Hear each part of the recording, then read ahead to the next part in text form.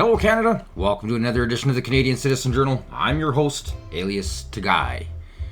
Well, we've got a few things we're going to go over here today. First, I want to start off with a little bit of an apology on why I haven't had any episodes here for the last little while. I am kind of being put into a position that due to some of the explicit nature of my channel, well, obviously, I'm being kind of deplatformed, and this is what happens with the algorithms. They pick out certain things that you say, and they bump you from being searched in the browse engines, and they'll even start bumping subscribers, and literally just taking me down off of certain other social media sites. Now, been doing some serious investigating and in contact with a few of who I can talk to. And it seems, obviously, everything I'm doing is fact-based, so there's no issue there at all. In fact, I've kind of got a compliment on my work on a few different emails I've gotten back. But it is due to a lot of the things that I am reporting on goes against the Canadian standards. Welcome to censorship. Now, the only way to get around that, which is something I didn't want to do, is to create a members platform. Well, I'm going to have to do it. So in the meantime, I'm still going to do my regular show. And then when I get into things that are going to be kind of a hot topic, I'm still going to push the line on my free show. But the things that obviously are going to be a little bit over and above that, I will have to create a members only. So yes, you're going to have to pay in order to watch them. I'm working out the cost details right now. The ones that they have set up are they're just too much money. Obviously I need money, so if you can donate, my email address is there, CanadianCitizenJournal@gmail.com. And make sure you like, share, and subscribe. But in order for it to control the actual content, it has to be done by a paid subscriber so that it's not through public forums. Anyways, so I'll be working on that because there's a lot of things, like even today on this episode, I'm going to talk about what's going on with Canada, France, and the UK falling full fascist and pushing this. What we saw in the 20s, this is just disgusting what's happening to the world around us. Those who forget the past are condemned to repeat it, I guess, but there's a video of a young man who was actually brought to my attention by my Palestinian friends, God rest their souls, who never came back from Palestine trying to rescue their family. But this is a young man who is actually the son of the founder of Hamas. And I can't show you a lot of what he has to say on the so I'm going to be doing a few follow-ups here. Like I said, I got a lot that I'm working through, so you're just going to have to bear with me. And once again, I do apologize. And to those two that got like booted off of the subscriptions, that's a YouTube thing.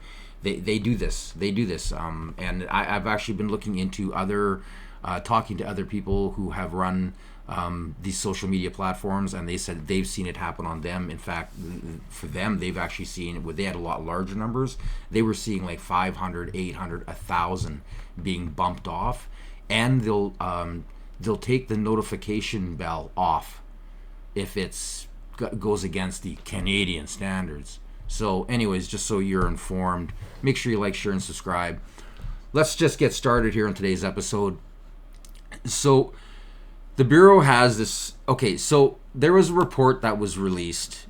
This report, it was kind of, it had to have been done. It was called Project Natterjack, and it's done for the National After Action Review into the RCMP's response to the 2022 Freedom Convoy. This is a huge document. It's everything from all the acronyms and abbreviations, review introduction, the narrative description, timeline of events for the RCMP divisions, key areas, and it goes on and on and on and on. Lessons learned, blah blah blah. Now, before I get into this, the Bureau, which is of course Sam Cooper, did this amazing article on this. So I'm just gonna kind of quote off of him first, and as always, I post all my links in the description below. Just the facts, sorry. And yeah, which by the way, I got complimented on through YouTube. Gotta like that, right? So anyways, let's just dab into this. Sam Cooper, he's such an incredible journalist, this guy. So Canada's Missing Intelligence Command Convoy review takes on new relevance after FBI warnings. As Ottawa faces mounting pressure from Washington to respond to fentanyl trafficking, human smuggling, and terror threats stemming from a convergence of Chinese communist operatives and transnational mafias from Mexico and Iran, a fresh assessment of Canada's policing strategy and governance reveals the stunning absence of a criminal intelligence committee to deal with a number of intelligence policy and related issues, while simultaneously raising troubling doubts about the RCMP's capacity to prioritize, analyze, and target serious threats free from political influence. So the Bureau's comparative analysis is based on a sweeping 2024 external review of the RCMP's response to the pandemic-era Freedom Convoy, which suggests Canada's federal police force working for clients who do not understand or value how intelligence should shape decision-making, bent under severe political pressure, compromising its intelligence collection and reporting integrity, and helping execute an unprecedented crackdown on citizens' financial freedoms during the winter 2022 protests in Ottawa. The 92-page report, produced under the post-operation initiative called Project Natterjack, paints a portrait of intelligence breakdowns, governance failure, and inappropriate political influence, particularly from senior officials in Prime Minister Justin Trudeau's government. The review, first obtained by the Canadian Press under the Access to Information Act, included survey responses from 1,641 RCMP officers and personnel deployed during the protests, which paralyzed downtown Ottawa and disrupted key international border crossings. So it goes on and on. And like I said, you can read the entire article. I will post, as normal, everything below. There's a few things that were I noted in it here. I wanted to just quote at the end here that he said that one telling passage indicating a scramble with RCMP command to produce findings on ideological extremism, whether fully valid or not, reads, ideologically motivated criminal intelligence team and the Joint Intelligence Group were both operating to provide the strategic threat picture and reaching in directly to the divisions for intelligence updates. As such, some interviewees noted they were inundated by requests for intelligence updates from different intelligence teams at national headquarters. Now, what I found, I've been going over this document, and of course, Sam, he's bang on what he's saying, but I want to make a key note on this. When they were actually doing the surveys, they didn't they purposely avoided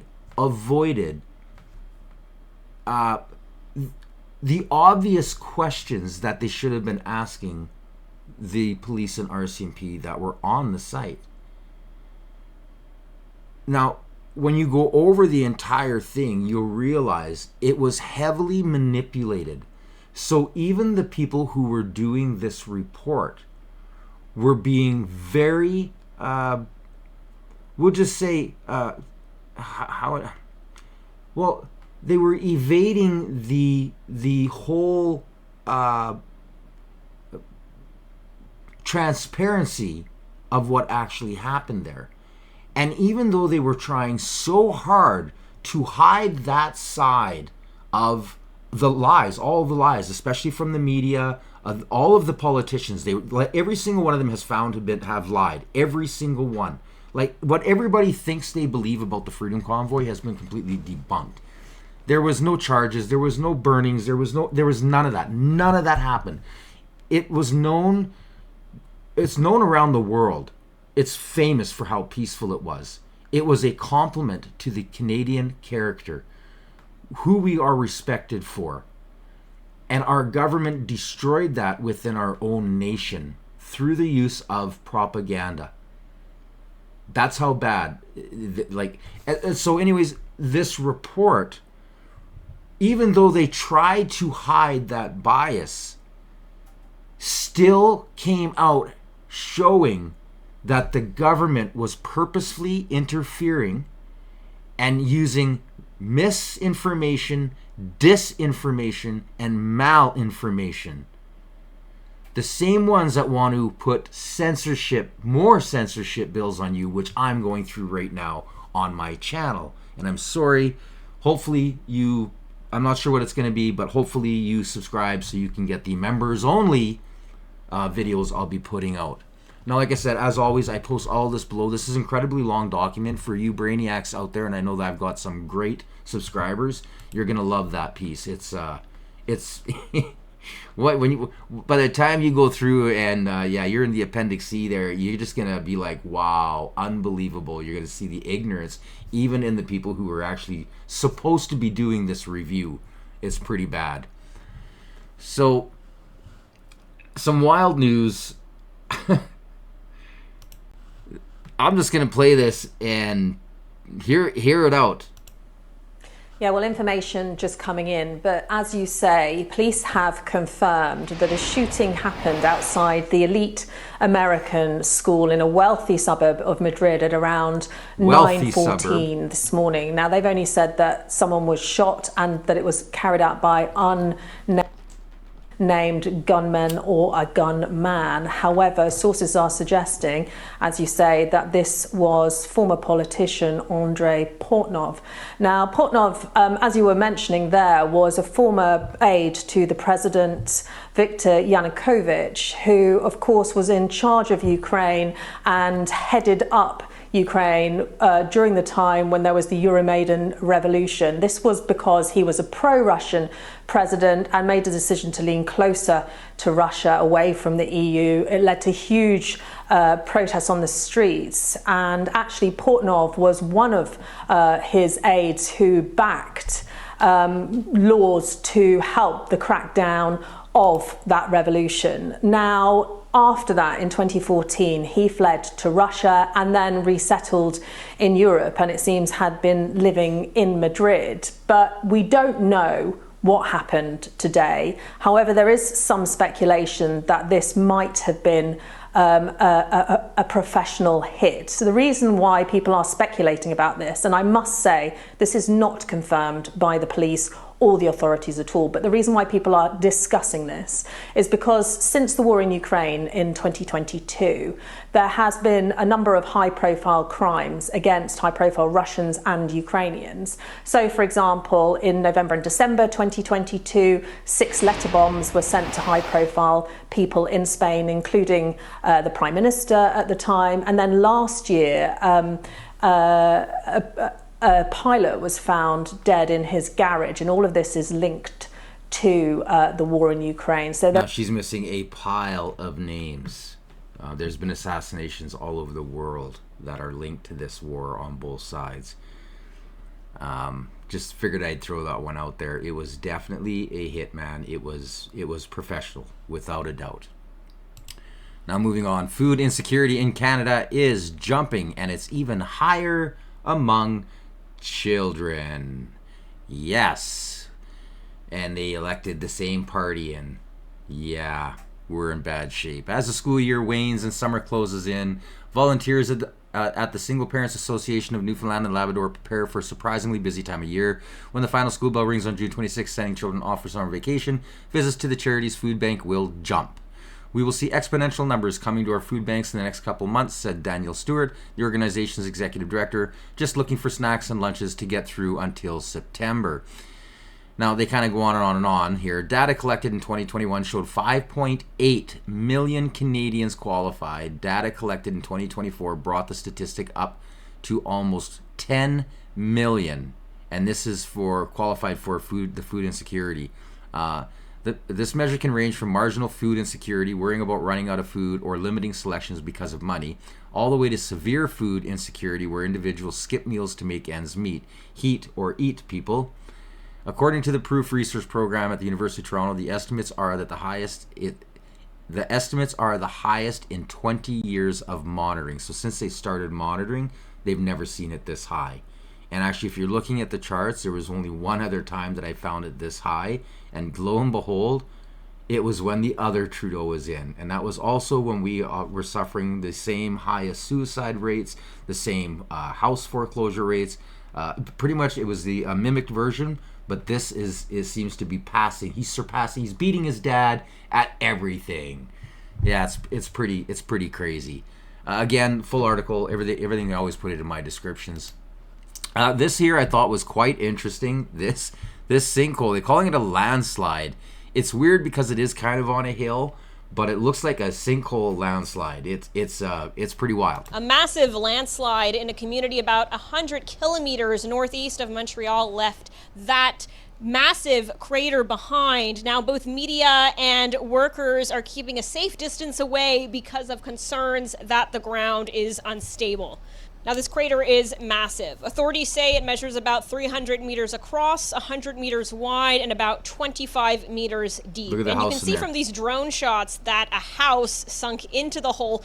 That happened at about 6 o'clock this morning. Luckily, the occupants of that home did get out in time.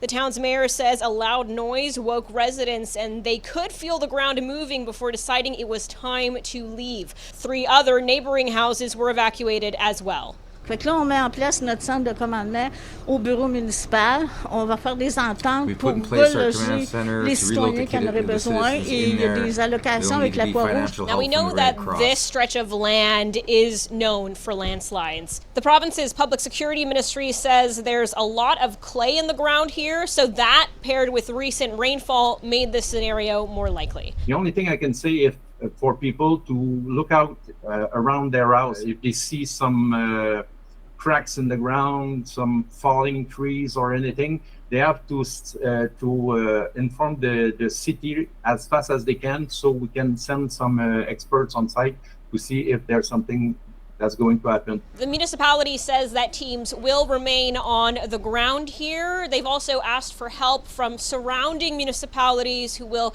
continue to offer support. Wow. Yeah, pretty crazy. And moving right along, gotta love this Canadian tax dollars.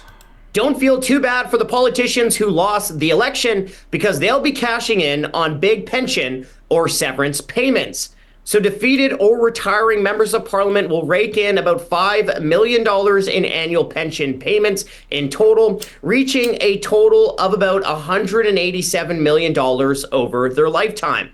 Now, there are 13 former members of parliament who are leaving with an annual starting pension of more than $100,000 a year. Yes, you heard that. Some of the former members of parliament will be leaving with an annual starting pension that is more than $100,000.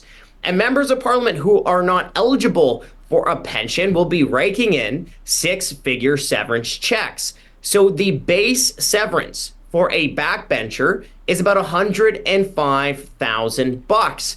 Now, some of these politicians who will be taking a 6-figure severance didn't even serve for a full year. Then we also have to look at the 2 pensions for former Prime Minister Justin Trudeau. So those 2 pensions for Trudeau will total about $8.4 million over his lifetime. So first, let's start with Trudeau's Member of Parliament pension. It'll start at about $141,000 a year, and it'll total about $6.5 million if he lives to the age of 90. Then there's the Prime Minister's pension for Trudeau. So it'll start at about $73,000 a year and will total $1.9 million if he lives to the age of 90. So let's add both those pensions together for Trudeau. You add the $6.5 million for Trudeau's MP pension to the $1.9 million for Trudeau's Prime Minister's pension, and Trudeau's 2 pensions will total about $8.4 million over his lifetime. So here's the thing. A Prime Minister is already getting millions of dollars through their MP pension. There is no way that they should be billing taxpayers more for a second pension on top of that. So yeah, it's long past time to end the second pension for prime ministers. And here's the thing, right? The federal government is more than $1 trillion in debt. The government is running deficits in the tens of billions of dollars every single year. Taxpayers are tapped out, and the government has to find some savings. Well, the best place to start saving that money is to get politicians to show leadership at the top by reining in their own pay and perks. So here's a couple ideas. Stop the pay raises MPs take every single year. Remember, folks, members of parliament from all parties have taken 6 pay raises since the beginning of 2020 while you struggle through a pandemic, lockdowns, cost of living crisis, and a potential tariff war. Here's another one. End the severances. Why should a politician serve less than 6 years than get a 6-figure severance from taxpayers? Or here's a crazy question. Why can't politicians save for their own retirement instead of relying on a platinum taxpayer-funded pension? Now, remember, guys, like, all of these members of parliament have a salary that is more than $200,000 a year. And not to mention the fact that less than a quarter of workers in the private sector get a pension. So here's the thing. The pay and the perks for government bureaucrats and also politicians has gotten out of control. So we need politicians from all parties to actually fight for taxpayers and to rein in politicians' pay and perks. And folks, if you are getting so frustrated as I am listening to the huge pensions, the big pay for politicians, well, you can join the army of taxpayers fighting back by heading over to taxpayer.com. Gotta love Franco. The man is on the ball, and he speaks truth to power. Moving on. I want you to see this. This is a clip that came out now a few days ago. This is propaganda. Now, a few representatives from different countries went to Palestine for a tour. While they were there, they deviated off of the safe area on purpose. And then there were warning shots because there is a war going on. But this was done because they were looking to instigate in order to try to get your attention on fear, hate, and division. This is what happened during the 20s. This is what happens, well, it happens all the time, but we're just seeing the birth of a whole new fascist part of the world. Our country is aligned with Hamas, and it's disgusting. Now, watch this very closely, and I'm going to try and pause it at the perfect moment. And these are little things that you need. The more and more you watch my channel, please like, share, and subscribe. You will be able to see this stuff. I've been studying it for decades. This is propaganda. I knew the moment this came out that something else was coming. A group Canada recognizes as a terrorist organization. Ottawa summoned the Israeli ambassador Wednesday evening after Israel Defense Forces fired shots near 2 Canadians who were part of a diplomatic delegation touring the West Bank. Now, take a close look at the faces, okay? The Israeli state has the obligation to protect diplomats, and it was that obligation that was violated. The IDF says the group deviated from its approved route. No one was injured and that it, quote, regrets the inconvenience. Carney wants a full investigation. It's totally unacceptable. It's some of many things that are totally unacceptable that's going on in the region. I'm not sure what... Now, I'm going to show you another clip, okay? Okay. Now, this is a different angle from a different news outlet, spreading the same propaganda, but their cameraman forgot to edit out a couple clips. You know, you'll see this is exactly what's going on. This is the same footage, a different angle, without the cutouts that you just saw on, and which propaganda outlet was that one? That one was Global News. Okay, so now watch carefully. Pandemonium as the group of diplomats comes under fire. Representatives from Canada. Watch the faces. Cameraman on the right. He's got a smirk on his face. See how he's purposely got his camera angled. Now just bear with me here. Okay? Watch carefully. Italy, Belgium, the UK, and many other countries. Look at this cameraman's face. Do you see it? You couldn't slap that smile off his face with the frozen fish. The camera angles, they purposely did this. Now, I'm not saying whether or not the delegates knew what was going on. Personally, I don't trust them as far as I could throw them, knowing what our government is. But obviously the people around them and the people who wanted to take them in there knew this was going to happen. And I know our government, and our government is evil. Were on their way to observe the humanitarian situation in the Jenin refugee camp on a trip organized by the Palestinian Authority. Now, isn't it funny how some people are freaking out and a lot of others have their hands in their pockets and are like, do. The Israeli military now, there's the actual military.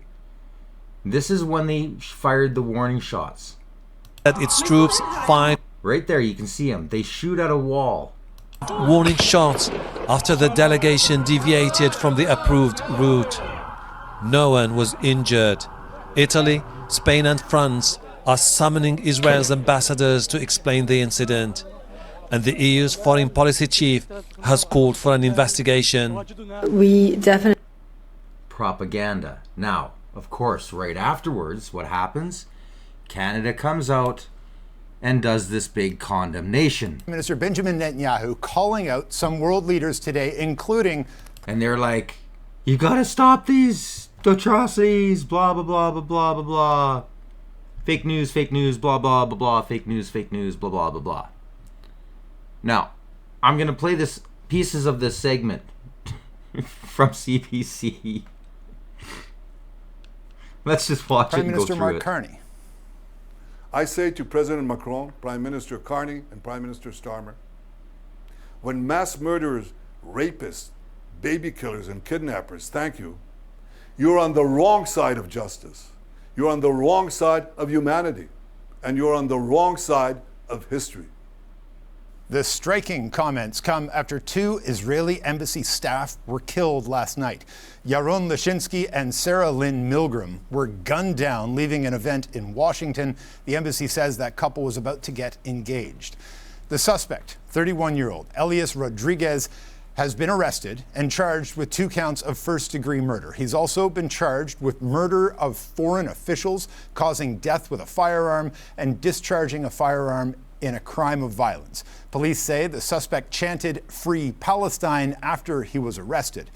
Netanyahu specifically named the leaders of France, the UK, and Canada as those countries released a joint statement earlier this week threatening sanctions against Israel if it does not stop a renewed military offensive in Gaza.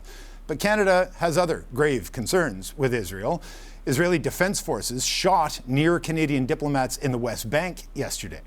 Now, you saw the footage. You're looking at video from Jenin yesterday. You can see people fleeing as gunshots go off in the vicinity. 4 of the people nearby during this incident were members of a Canadian diplomatic delegation. Ottawa says 2 Canadians and 2 local staff members were on a tour of the city at the time. The IDF has said it was firing warning shots after the group went off an approved route. There's a lot to discuss with Israel's ambassador to Canada, Ido Moed, who joins me now. Ambassador, it's nice to see you. Thank you for coming in on what I'm sure is a very difficult day. Thank you for having me. Prime Minister Carney condemned the shooting this morning in the strongest of terms, and yet he was still called out by your government. What did you think of the statement Prime Minister Carney made this morning? We have to look at the latest steps in a sort of a holistic approach. We see that there is a condemnation of Israel. We see that there are threats directed at Israel if it continues its defensive operation. And we see that the incident that you just showed right now, when you see people not fleeing but just walking away because they hear some gunshots, and you see the official steps that have been taken by the government of Canada. And I'm asking myself, where is this leading? We've had disagreements throughout the years, very strong sometimes, in a relationship that's been built by many people for about 76 years. Sure.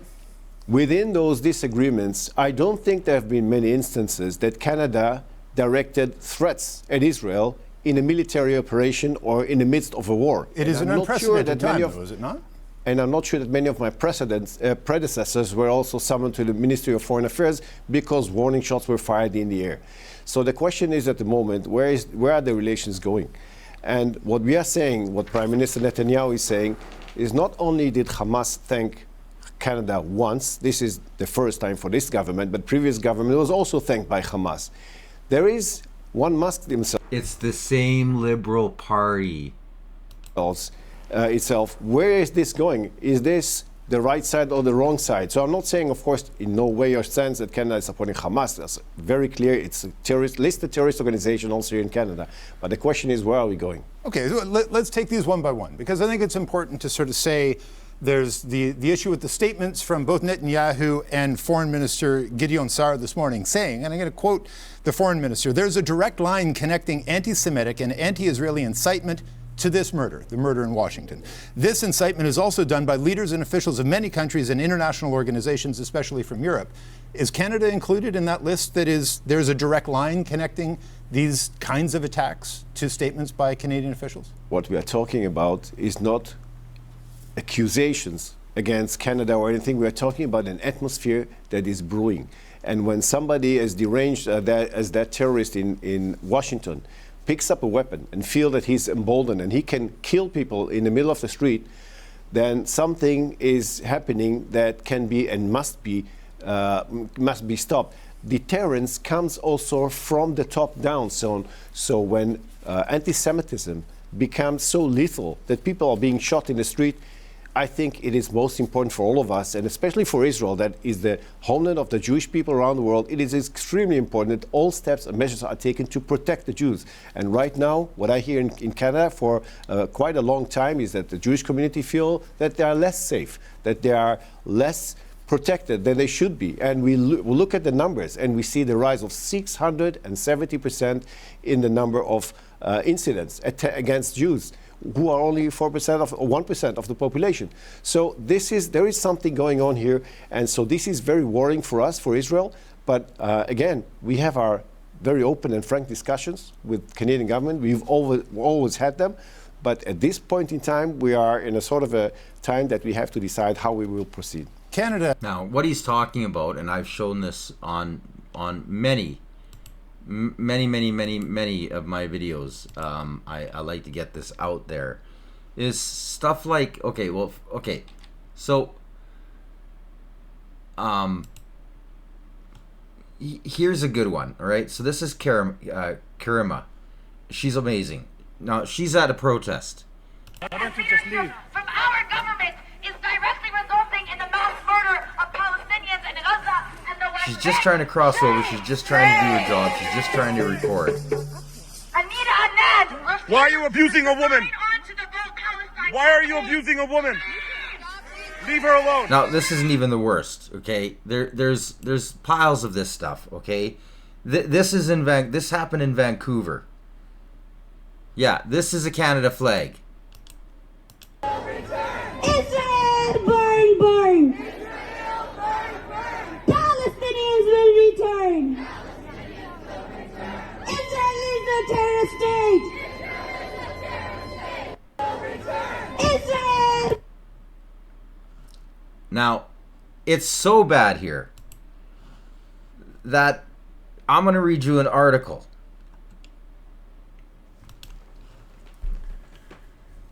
Toronto police document accuses Israel of ethnic cleansing.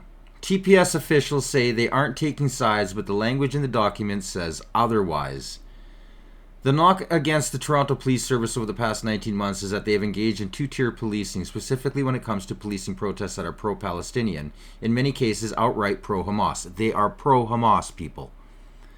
That TPS takes a hands-off approach, that is, when they aren't delivering them coffee and donuts. And yes, believe it or not, they actually have been caught many times taking these protesters coffee and donuts. And in the meantime, there are Jewish reporters who are trying to film it, and they are forbidden to get near them. They give them designated zones. And when reporters do sneak through or find an alternative route to get into there, are harassed, pushed, elbowed. Again, previous episodes, I've shown this. A leaked event guide detailing what police officers should expect at a NABCA protest this past weekend may show why TPS behaves the way it does. NABCA Day, also known as the Palestinian Catastrophe, commemorates the ethnic cleansing of Palestine starting on May 15th, 1948. The date marks the destruction of Palestinian land and mass displacement of the Palestinian population. The event guide states as a fact. These are not statements attributed to the organizers of the event police are being directed to attend. They are just put forward as unquestioned facts. The document went on to talk about how many people were killed and displaced by the 1948 Arab-Israeli War, at least how many Palestinians and how many villages were destroyed. The NABCA is a central aspect of the Palestinian national identity, marking the mass displacement of Palestinians during the 1948 Arab-Israel War. The event guide reads, this is all within the first paragraph of the main body of the guide and how officers should police the event. So I'm gonna again always post it on here, and you read through this. You're gonna want to have a pail. You're gonna want to vomit. This is our police. This is what they're instructed to do. They are breeding this type of hate in Canada. They are purposely bringing it in, flooding it in here, and not doing anything. This is why that young couple just got de-lifed in Washington. And this is what the ambassador is trying to get at. But just listen to how the interviewer does this. And I got way more facts. In fact, I'm going to show you the full speech from Netanyahu. As you say, has supported Israel. Canada stood by Israel after the barbaric attacks on October 7th. Canada supported Israel's right to defend itself in the war that it started to prosecute in Gaza immediately afterwards. The statement that came from Canada, France, and the UK only came after this new level of expansion into Gaza, saying we strongly oppose the expansion of Israel's military operations in Gaza. The level of human suffering in Gaza is intolerable. The amount of basic food and aid that's getting in is, quote, wholly inadequate. These are not outlandish statements, and yet they are getting the kind of response from both the foreign minister and now the prime minister of Israel that really push back quite hard on something that I think a lot of people would frankly agree with, that there is a whole new level of a military operation in Gaza where the Prime Minister himself has said Israel intends to not just take but maintain control of Gaza whenever this military operation wraps up. It's been almost 600 days now. Now, do you notice how he speaks as a matter of fact, as a matter of fact, as a matter of fact? You know that Israel has a capability of conquering Gaza in half a day. That's not a problem. And yet, but the question really that we're asking ourselves is, what are we doing? There are 58 hostages being held in Gaza for almost 600 days. I didn't hear that number raised here up until now. Well, here we are. And the Israeli delegation left Qatar, so wouldn't continue the negotiations. Hostages are being held in Gaza. 58 families in Israel. Actually, many more of them, of course, but 58 families are agonizing for almost 2 years about their loved ones. Some of them know that they are still alive, and some know that some of them, at least one of them, is the family of Judy Weinstein-Haggi, a Canadian Israeli. And I didn't hear anybody even mention her name. So I just wonder, we are talking about people's lives. We are talking about a terrorist organization that was set out to destroy the state of Israel. Israel made very clear, we have 3 goals. Make sure Hamas is not in control of Gaza, make sure that Hamas will not pose a threat to Israel, and release of the hostages. And we are adamant at attaining all 3. This is what the Prime Minister is repeatedly saying. When another country like Canada comes in, steps in and says, well, you have to stop your operation because of whatever reason, we have to put that aside. And what Canada is saying is that the expansion of the operation into Gaza is not acceptable to them. That this idea that Israel is going to not just take but maintain control of Gaza, there's all this talk of expelling Palestinians from the Gaza Strip. They're saying that's a line too far. That is the work of allies and friends, to say to their allies and friends when they think it's gone too far, is it not? Well, there's a way to do it. And I'm saying that in 76 years, we've had wonderful and very sometimes less wonderful, sometimes less vocal, sometimes more vocal exchanges on all levels. And I've been part of it for the last 2 years almost. For sure. And so when the choice of a new government is immediately to step out in the open and to come out with formal accusations and formal summons and so on, the response from the Prime Minister Netanyahu is very clear, that this is not the way that we see it conducive, not to the situation and not to the relations. And so if there's a choice to be made, I'm not going to argue whether the arguments of Canadian and French and British government are right or wrong.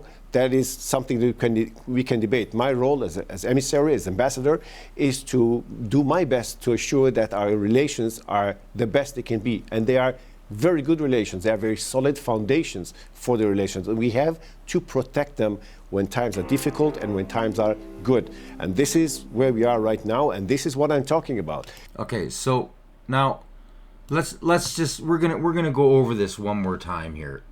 So you know what? First I'll play Netanyahu, and then we'll just back it up with proof. Yaron and Sarah weren't the victims of a random crime. The terrorists who cruelly gunned them down did so for one reason and one reason alone. He wanted to kill Jews. And as he was taken away, he chanted, "Free Palestine." This is exactly the same chant we heard on October 7th. On that day, thousands of terrorists stormed into Israel from Gaza. They beheaded men, they raped women, they burnt babies alive. They butchered 1,200 innocent people and took 251 innocent people hostage to the dungeons of Gaza. A short time afterwards, Chancellor Scholz of Germany visited Israel. And after he saw the horrors, he said to me, "These Hamas terrorists are exactly like the Nazis." He was right. And if they could get away with it, these Hamas terrorists would have slaughtered every last Jew on earth. For these neo-Nazis, Free Palestine is just today's version of Heil Hitler. They don't want a Palestinian state. They want to destroy the Jewish state. They want to annihilate the Jewish people who've been in the land of Israel for 3,500 years. I could never understand how this simple truth evades the leaders of France, Britain, Canada, and others. They're now proposing to establish a Palestinian state and reward these murderers with the ultimate prize. Well, for 18 years, we had a de facto Palestinian state. It's called Gaza. And what did we get? Peace? No. We got the most savage slaughter of Jews since the Holocaust. You won't be surprised to learn that Hamas thanked President Macron and Prime Minister Starmer and Carney for demanding that Israel end its war in Gaza immediately. Hamas was right to thank them, because by issuing their demand, replete with a threat of sanctions against Israel, not Hamas, these three leaders effectively said they want Hamas to remain in power. They want Israel to stand down and accept that Hamas's army of mass murderers will survive, rebuild, and repeat the October 7th massacre again and again and again, because that's what Hamas has vowed to do. I say to President Macron, Prime Minister Carney, and Prime Minister Starmer, when mass murderers, rapists, baby killers, and kidnappers thank you, you're on the wrong side of justice. You're on the wrong side of humanity. And you're on the wrong side of history. Now, these leaders may think that they're advancing peace. They're not. They're emboldening Hamas to continue fighting forever. And they give them hope to establish a second Palestinian state, from which Hamas will again seek to destroy the Jewish state. And mind you, it's not going to be a state free of Hamas. When you establish a Palestinian state, we've seen it. The radicals take over. Iran sends them in, and they take over. So don't give us this talk. It'll be a peaceful Palestinian state. It won't be. But the hypocrisy doesn't stop there. These and other leaders have bought into Hamas's propaganda that says Israel is starving Palestinian children. And not only is Hamas putting out this lie, a few days ago, a top UN official said that 14,000 Palestinian babies would die in 48 hours. You see, many international institutions are complicit in spreading this lie. The press repeats it, The mob believed it, and a young couple is then brutally gunned down in Washington. So here are the facts. Since October 7th, Israel has sent 92,000 aid trucks into Gaza. That's right, 92,000 aid trucks. That includes 1.8 million tons of aid. 1.8 million tons of aid. More than enough food to feed everyone in Gaza. Yet as we had let the aid come in, Hamas stole it. They took a huge chunk for themselves. The rest they sold at exorbitant prices to the Palestinian population. And then they used the money they stole to recruit new terrorists to continue their war against Israel. Our goal from the start was to get food to Palestinian civilians, not to Palestinian terrorists. So we consulted with our American allies. What do we do to prevent Hamas from looting the aid? Well, together we devised a mechanism to achieve this goal. American companies will distribute the food directly to Palestinian families. They'll do so in safe zone secured by our military. And this will allow us to complete our goal of destroying Hamas while enabling aid to reach the civilian population. We'll complete the construction of the first distribution zones in the coming days. Ultimately, we intend to have large safe zones in the south of Gaza. And the Palestinian population will move there for their own safety while we conduct combat in other zones and receive humanitarian aid there without Hamas interference. In the meantime, we authorized letting trucks enter Gaza to provide for immediate needs. Yesterday, I think more than 100 trucks went in. More will come in today. Now, Trump is on to UNRWA, the UN. They know, they see what Israel sees. And you got to remember, too, this is why Trump has made such successful deals, especially starting with his first term with the Abraham Accords. Because there are Muslim countries that see what's going on there.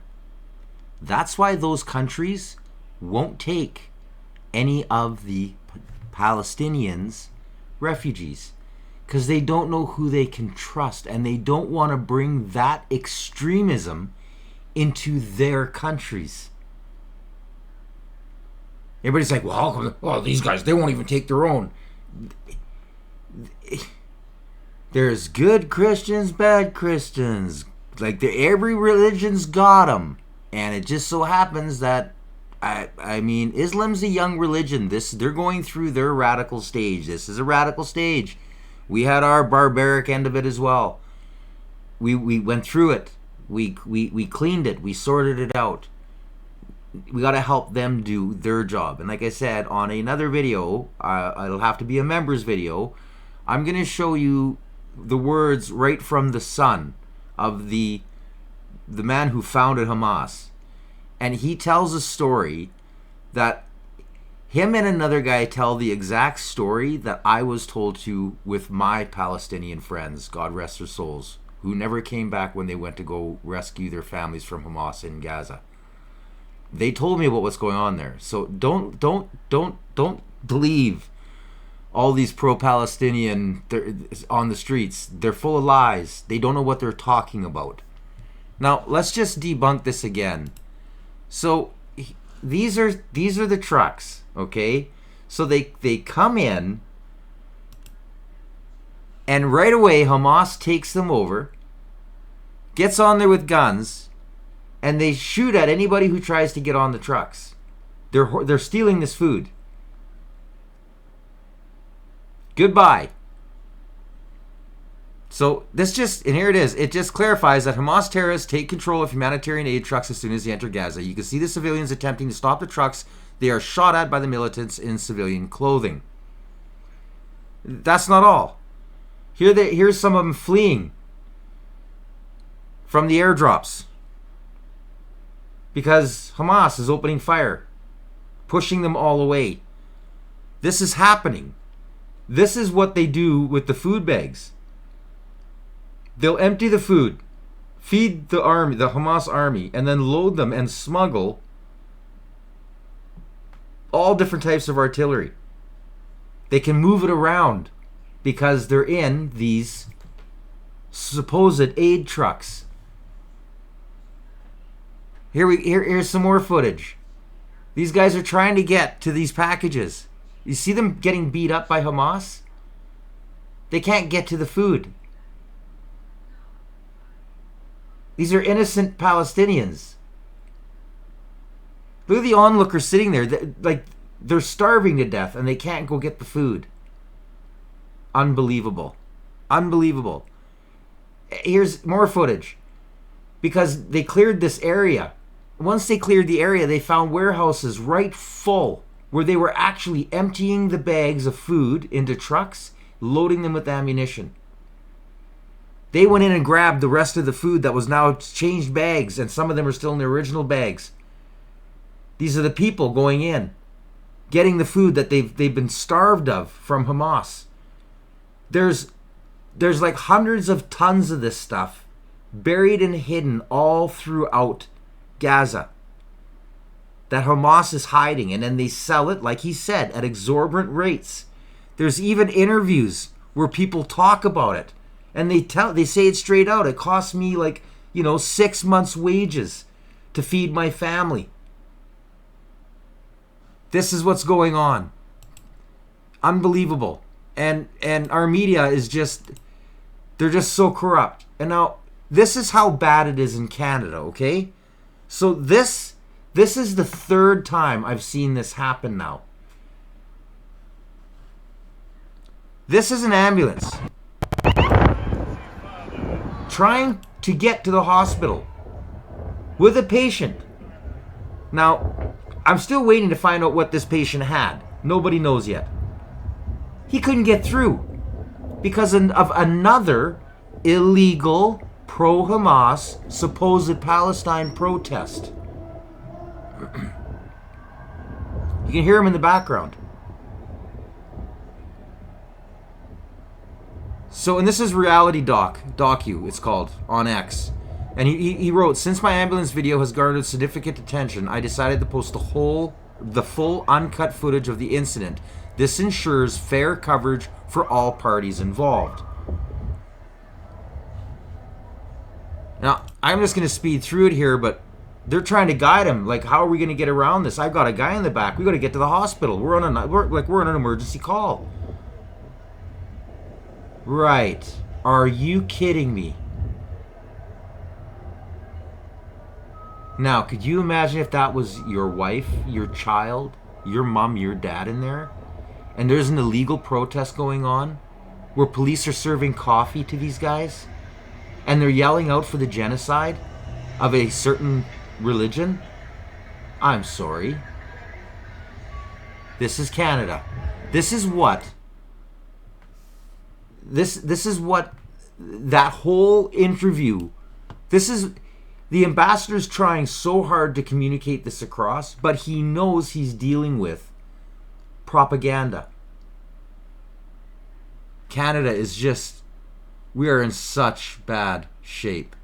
Now, I'm going to post a link to this guy. And this is one of the videos. Now, this is Mossab Hassan Youssef. He's the son of the founder of Hamas. I'm going to play a little wee bit of what he has to say. I grew up witnessing the first Palestinian Intifada, and I had no idea what was going on. As a child, I was fed with hatred that Israel was our enemy, and Israel was the source of our suffering, while the Palestinian leaderships, from Yasser Arafat to Mahmoud Abbas to Abu Jihad, all of them were sitting in Tunisia, spending billions of dollars. In the meantime, they were sending children to die, throwing stones, facing Israeli soldiers. I was one of them. They used us. They sent us to the slaughterhouse. They wanted us to die. The shepherd thought, how many sheep I'm going to sacrifice today to get the attention of the world, so maybe we get some more funds. So they decided to slaughter 100 sheep, 200 sheep. Then Hamas came later on, 20 years later, and they did the same thing. using children and women as a human shield in Gaza Strip. Then we have now a new mask for the shepherd, and written on it BDS, to manipulate the international community, create chaos. They're very good at doing that. Whether you call it intifada, you create chaos. In a state of chaos, you distract everybody, and the thief knows how to find a way. Same thing now, on a global scale. They are manipulating the friends of Israel, the only democracy in the Middle East, the only true democracy. While the shepherd, by the way, is not legitimate anyway. You know, somebody, they sit here in this house of shame. I agree with you, Mr. Daniel. I agree.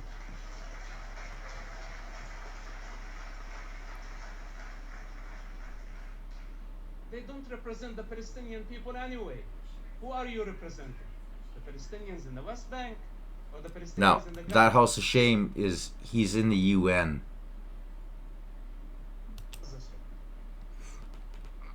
You are representing greed. Wearing the mask with what so-called Palestinian cause. You're a liar. You're a Lucifer. And at some point, you will be unmasked. If they were sincere and truthful in their approach towards peace, they would go and educate the Palestinian people, first of all, of the actual history, not their history. To compare Israel to apartheid of the South Africa, this is no comparison. The state of Israel, I know terrorists when I spent time in prison who had blood on their hands, Jewish people, and they had the right to go to schools and study and achieve higher degrees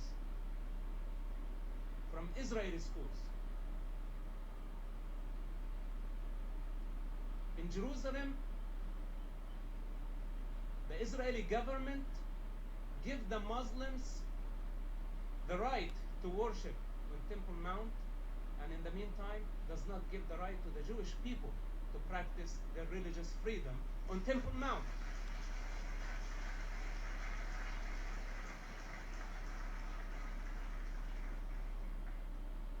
Israel, before BDS, which is, BDS is only a continuation to what has been happening for many years since its establishment.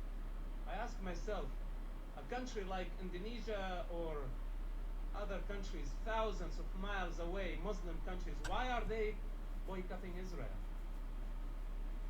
What Israel has to do with them? But they have been unifying to delegitimize the state of Israel, not since the beginning or the establishment of BDS. BDS is just a new face. It's the new mask. I say those people need to be exposed to public. They are creating, as they created the chaos and the division within the Palestinian society, and they blamed Israel, now they are doing it on a global scale to make everybody hate Israel and to turn Israel's friends against it, to turn other democracies against Israel. It's their game. They're very good at it. One of the most powerful tools to stop them, I say, stop giving them money. Again, I post everything in my links. I urge you to watch this in its entirety. This man is fabulous. He put his life on the line. He sacrificed so much to bring the truth out to the world, and it's even more shameful to sit back and see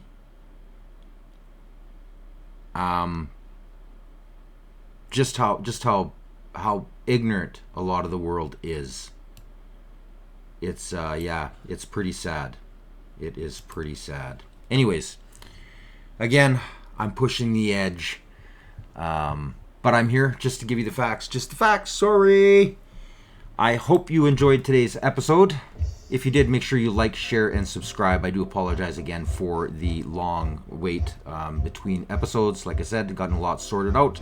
I've still got some more back and forth I'm doing, communicating between these social media outlets or providers, and I'll get everything straightened away. Until next time, you've been watching Canadian Citizen Journal. Make sure you like, share, and subscribe. If you are, punch that notification bell so you don't miss any future episodes. I'm Alias the Guy. Stay informed.